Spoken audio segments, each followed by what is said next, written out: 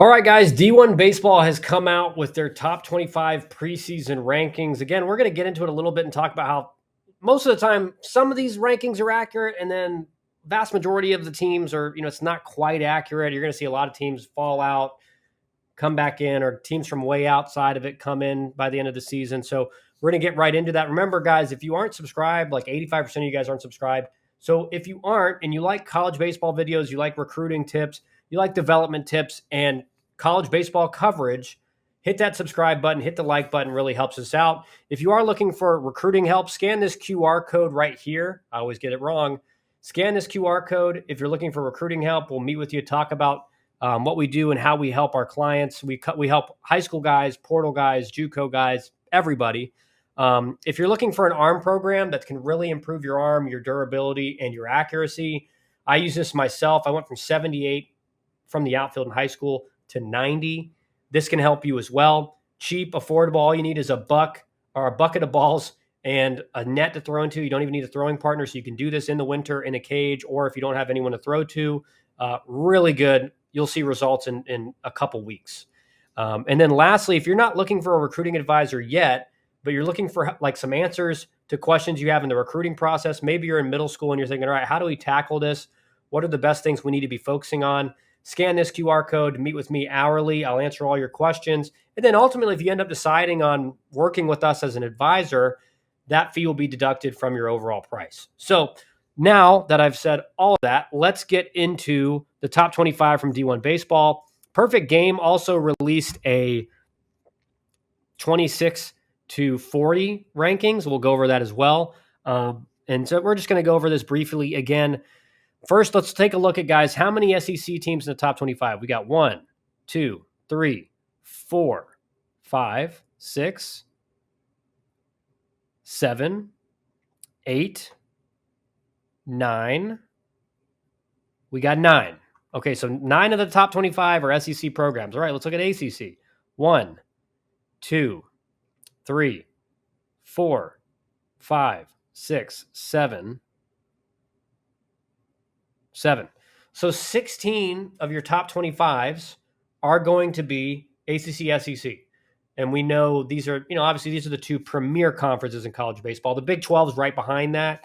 A little bit more top heavy in the Big 12 than in the SEC and the ACC. I mean, SEC, ACC, there's really no easy weekend in those conferences anymore. There's just a bloodbath every single weekend. And then, a few mid-majors. A shout out to Skylar Meade at Troy, cracking the top 25 preseason. Again, he's done a great job at Troy and rightfully has earned that spot in the top 25. But here's the thing. What's the one thing that sticks out to you about this top 25 that is kind of crazy?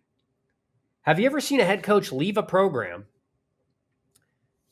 and then that program he left is the preseason number 1 team in the country?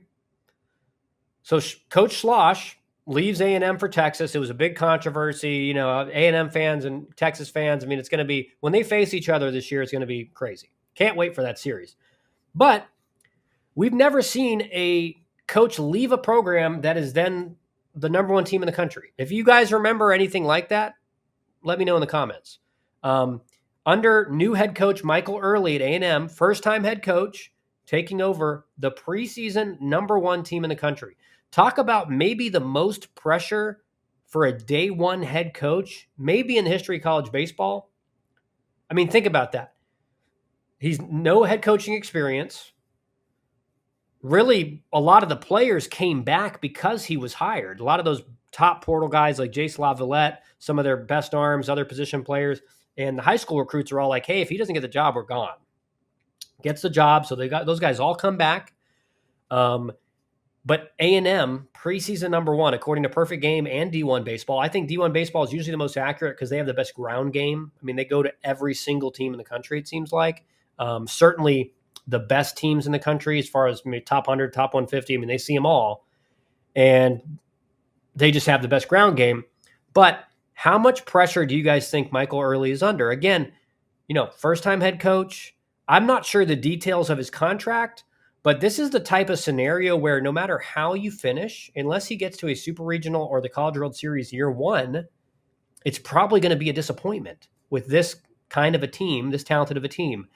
And immediately the question is going to go into the administration and the boosters are, did we make the right decision? We hired Michael early. We knew we were going to get back all our guys in the portal, but was that a short-term decision or was it a long-term that's going to, is he going to be a Tony Vitello type, take our program and just make us even better? Certainly A&M had been in the limelight ever since Schloss had gotten there. So they had really taken it to the next level. But now it's a big question mark. And how is Michael Early going to perform early on as a head coach? And like I said, at least Tony Vitello was taking over Tennessee when it was kind of the dumpster fire of the SEC in baseball. I mean, it was bottom of the barrel SEC. Now he's turned it into the best program in the country pretty much year by year. A&M, Michael Early, he's got to take over the preseason number 1 team. So a lot of pressure for A&M.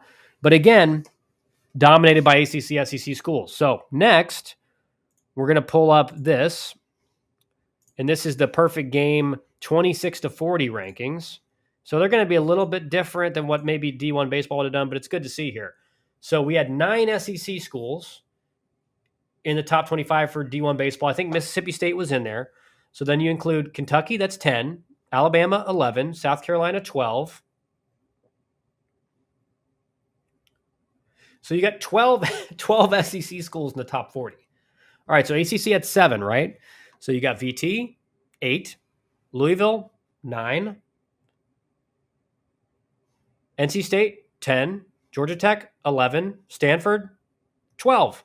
So you have 12 SEC schools and 12 ACC schools in the top 40. 24 teams are in those two conferences in the top 40. This is why they are the premier conferences in college baseball.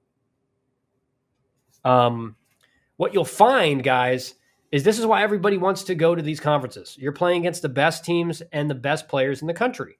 And so it's going to be interesting to see, guys. I would say this, and we'll go back to D1 baseball's top 25. The SEC is always kind of a little bit higher ranked than the ACC. The ACC is always, and typically this is what, if you talk about evaluators, usually SEC has the best arms. And this is, again, this is kind of generally speaking, based on the draft, based on the players that make it to the big leagues. And that's always changing, but it was always thought of better hitters in the ACC, better arms in the SEC. And again, you look at Drew Burress at Georgia Tech, you look at Ford at Virginia, two of the best freshmen in the country. That's not to say there aren't, year by year, there could be better hitters in the SEC, better pitchers in the ACC, but that's always kind of generally how it's looked at. And the question is, how does that match up? And usually pitching beats hitting, right? So it's going to be interesting to see with this season, which conference is going to be on top at the end of the year. I do think, I was asked some questions on the stream earlier. Which team in this top 10 is most likely to not be in the top 25 rankings by the end of the year? I would say this. I think Florida.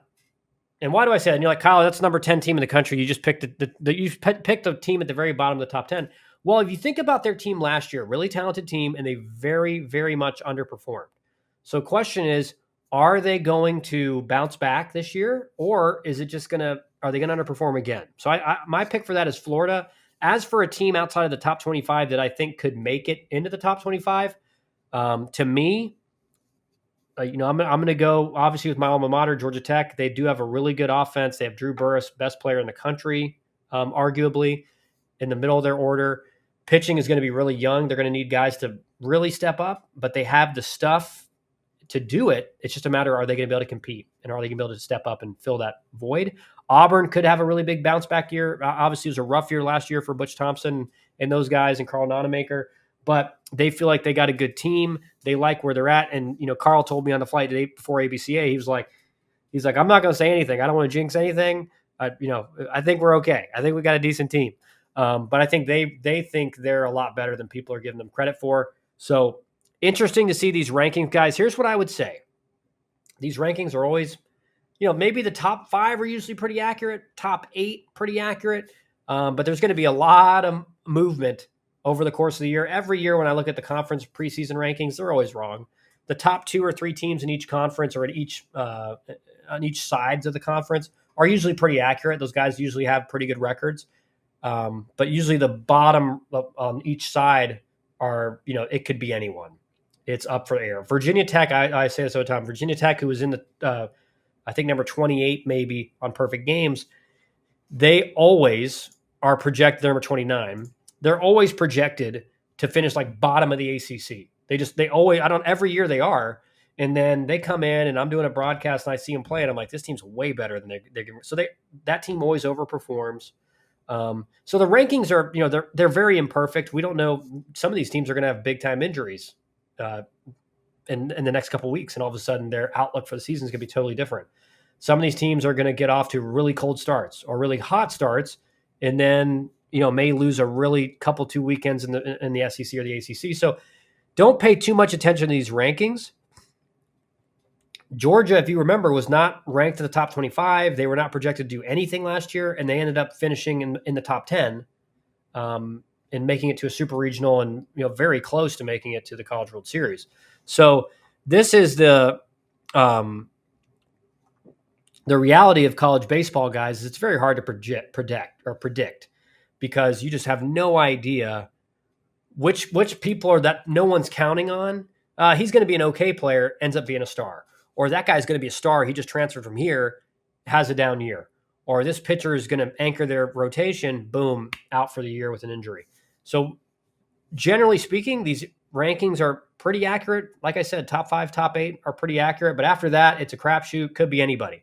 So let me know, guys, what you think in the comments. I want to know, answer me this. I want to know, who do you think is going to finish preseason number 1? Do you think Michael Early has the most pressure of any day one head coach in the history of college baseball?